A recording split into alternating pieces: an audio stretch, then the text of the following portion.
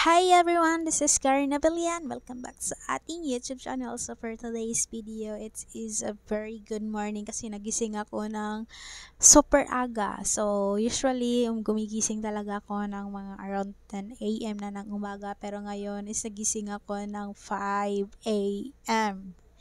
And then, nag-prepare lang ako dito ng aming pagkain ng breakfast kasi meron kaming event ngayon sa school. So, yung aming second semester ng third year college namin is it's about to start in next week. So, ayan. So, mag-start yung aming second semester ng last week of January. So, uh, for preparation for the school year start, kailangan naming mayroon silang tinatawag na TCC clean, in which lahat ng mga students sa TCC sa school namin itself is we are being encouraged to go there to clean our rooms, to clean the whole campus. Pero hindi naman kami lahat-lahat.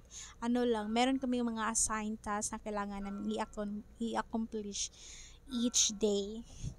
So, isang araw lang naman. So, para siyang each room is meron siyang mga tigta tatlong sections na naka-assign na kailangan namin i-clean yung room na yon. So, ayan.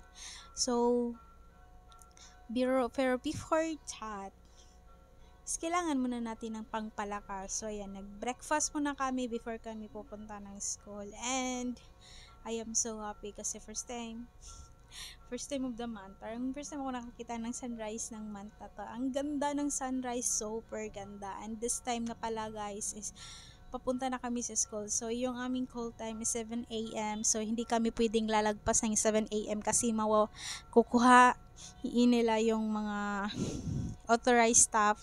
They have the right to get our IDs kasi meron every Monday and Thursday is meron kasi kaming flag ceremony. So, dapat before mag-flag ceremony, nandun na talaga kami sa campus for preparation for the flag ceremony. And then, sa Friday naman yung aming flag retreat.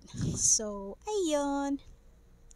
So, after ng flag ceremony namin is pumunta kami sa aming iba't ibang assigned classroom kung saan namin lilinisin yung aming mga classroom. So, ayan. So, this is so nice kasi yung aming schedule is morning to 12 noon lang siya. Hindi na kami hanggang hapon. So, ibig sabihin, hindi na siya ganun pawis yung haggard yung face mo. So, ayan. So, meron kaming mga iba't ibang, probably sa aming section is meron kaming iba't ibang groups na nakasign kung sino yung magdadala ng tabo, yung pail, yung dustpan, yung mga yung rugs, and mga soap, yung mga ganon. So, ayan. Sa makikita nyo is, yung sa isang classroom, meron kaming tatlong section na nakasign. So, bali, yung sa aming section is napili namin na mag-volunteer na yung aming lilinisan is yung lahat ng mga chairs. So, hindi namin nabilang yung ilan talaga lahat ng chair. Basta, meron lang kaming,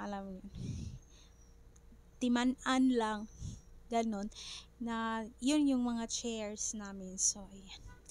And lahat pala kami is kailangan naming mag-participate kasi pag hindi is wala kaming attendance. That is the most important sa mga agenda ng pag meron talagang mga event sa school. Kasi yung attendance is kailangan yun para dun sa signing of clearance. Diba? So, ayan. Nag-start na pala kami dito ng maglinis. So, bali, kami is naka-group pa rin kami. Merong group na nagsasabon, merong group na nag-iigib, meron ding group na nagpupunas at sila yung nagpapatuyo. Tapos meron ding yung mga group na tatanggal ng mga yung mga meron kasing yung mga spider web yung sa baba talaga ng aming chair. So, hindi namin alam kung ilang years na tong mga chairs na to, pero for God's sake, yung iba is para luma na talaga siya, tingnan, kailangan talaga siyang kuskusin. So, yung mga iba naming kaklase is bumili pa talaga sila ng steel wool para matanggal talaga yung mayroong dark area. So, hindi ko na video dyan kasi super basa na ng aming mga kamay. And ayoko din namang sabihin ko sa kanila, paki-video nga to, kas pang vlog. Oh my God. Pero yung, basically, hindi talaga ako nag-isip na mag-video pa during our, this one, yung during sa aming paglilinis. Pero yung mga kaklase ko, they're so very supportive. Nati mag-video ka para naman sa pang vlog mo, diba? I am so happy and thankful na they're still supporting me. Thank you so much, guys. I appreciate your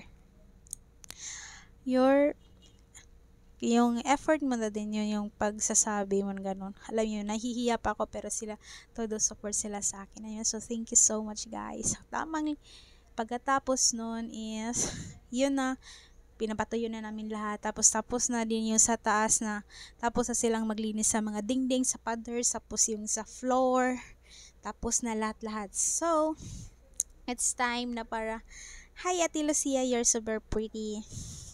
Ang cutesy. So, it's time na para ibalik yung mga chairs sa taas. So, tumutulong naman ako dyan na. Hindi naman ako yung pabidi-bidi lang. So, tumutulong na din ako sa pagano. Pero, meron kasi yung rotation eh. Yung time na papunta ko sa baba, meron namang yung kaklase ko na papunta naman sila sa taas. Yung time na nakapag-video ako. So, after nun is mga around 12 o'clock na din natapos yung aming paglilinis. Is umuwi na kami agad dito sa boarding house and nag-lunch din. Tapos ang nag-lunch is natulog na. Kasi super pagod and I am so happy for that. Pagod siya for worth it yung pagod namin. So, yun lang guys. Thank you for watching. See you on my next video. Bye!